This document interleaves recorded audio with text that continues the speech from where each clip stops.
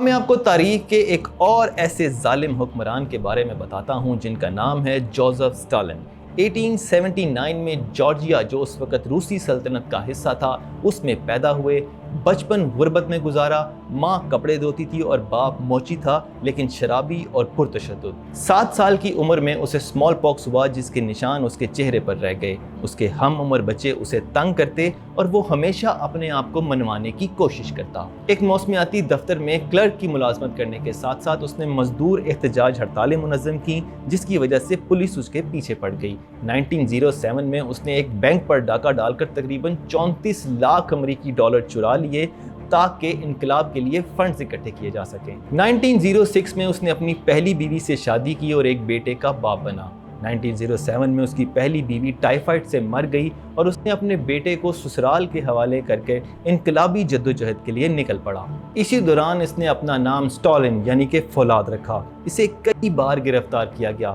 1910 میں اسے جلا وطن کر دیا گیا۔ جب روسی انقلاب برپا ہوا تو اسٹالن نے ایک اخبار کا چارج سنبھال کر اہم کردار ادا کیا۔ اسے کمیونسٹ پارٹی کا جنرل سیکرٹری منتخب کیا گیا۔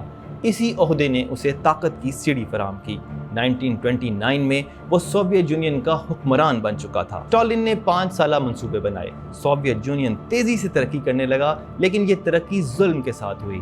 جو مزدور اپنا ہدف پورا نہ کر پاتا اسے قید یا قتل کر دیا جاتا۔ زرعی زمینوں کو اجتماعی کھیتوں میں بدلا گیا جس کی کروڑوں کسانوں نے مخالفت کی۔ اسی وجہ سے 50 لاکھ سے زائد لوگ بھوک سے مر گئے۔ اسٹالن نے اپنے مخالفین کو ختم کرنے کے لیے خوفناک مہم شروع کی۔ کمیونسٹ پارٹی کے 139 میں سے 93 ممبرز کو قتل کر دیا گیا اور اس کے علاوہ فوج میں سے بھی بیشتر جرنیلوں کو قتل کر دیا گیا۔ لاکھوں لوگوں کو دشمن قرار دے کے سائبیریا کی جیلوں میں قید کر دیا گیا۔ اسٹالن کی دوسری بیوی نے گھریلو تشدد سے تنگ آ کر خودکشی کر لی لیکن اسٹالن نے لوگوں کو یہی بتایا کہ وہ پینڈکس سے مر گئی ہے۔